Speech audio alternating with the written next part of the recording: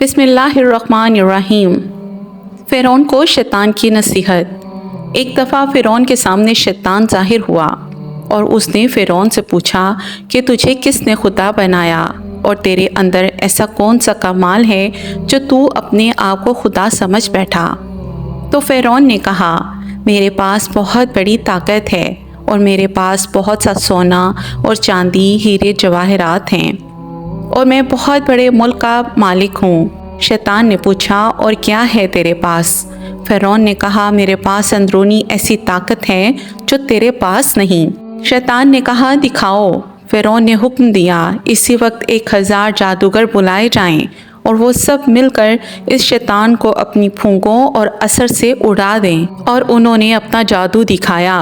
शैतान को भी अल्लाह ताला ने बड़ा इल्म दिया है।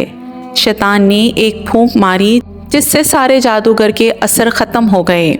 दूसरी मर्तबा फिर 1000 जादूगरों ने अपना जादू दिखाया। शैतान ने फिर से एक फूंक मारी जिससे उनका असर ख़त्म हो गया। उन जादूगरों ने फिर आखिरी जादू दिखाया।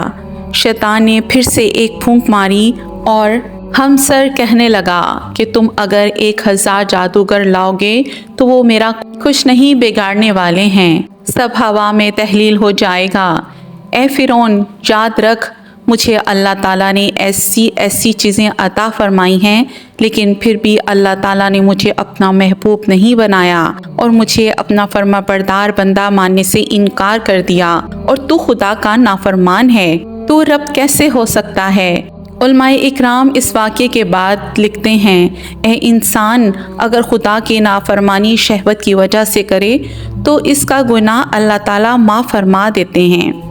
निस्वानी ख्वाहिशात की वजह से अगर गुनाह सरजद हो जाए और इंसान अपने गुनाहों से तौबा कर ले तो अल्लाह ताला उसको माफ़ फरमा देते हैं। लेकिन अगर कोई तकब्बर और गरूर करे, उसको तौबा की तौफीक नहीं देते, यानी तकब्बर और गरूर की वजह से तौबा जैसी नेमत से महरूम हो जाता है।